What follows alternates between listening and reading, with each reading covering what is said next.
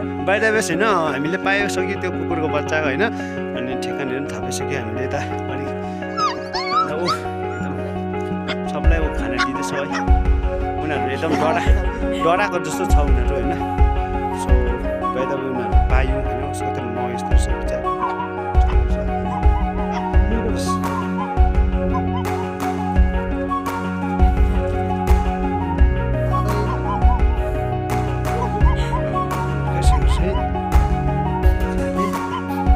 सबै छोरी